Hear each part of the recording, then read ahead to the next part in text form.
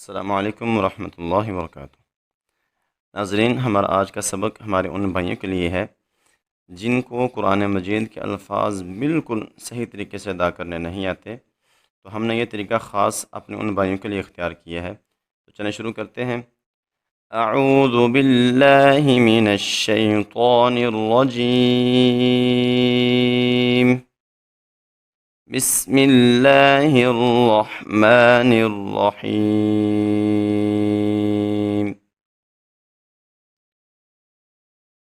इज़ा जाअ,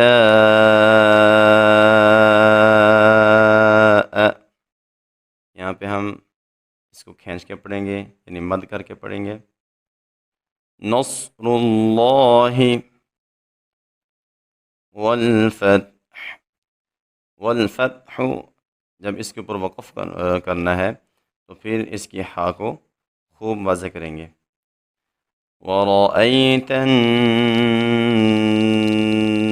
नास, यहाँ पे नून मुशद्दद है तो हम यहाँ पे गुन्ना करेंगे। यदखुलून फ़ी दीनिल्लाहि अफ़वाजा, जब भी दो ज़बर के ऊपर वक़फ़ किया जाए तो दो ज़बर को अलिफ मद्दा से बदल के पढ़ा जाता है और अलिफ मद्दा को एक अलिफ के बराबर लंबा किया जाता है। तो अफ़वाजन से अफ़वाजा। फसब्बिह बिहम्दि रब्बिक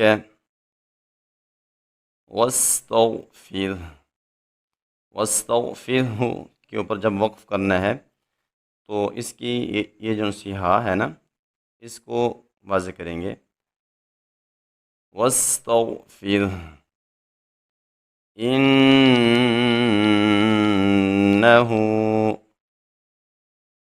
कान तव्वाबा।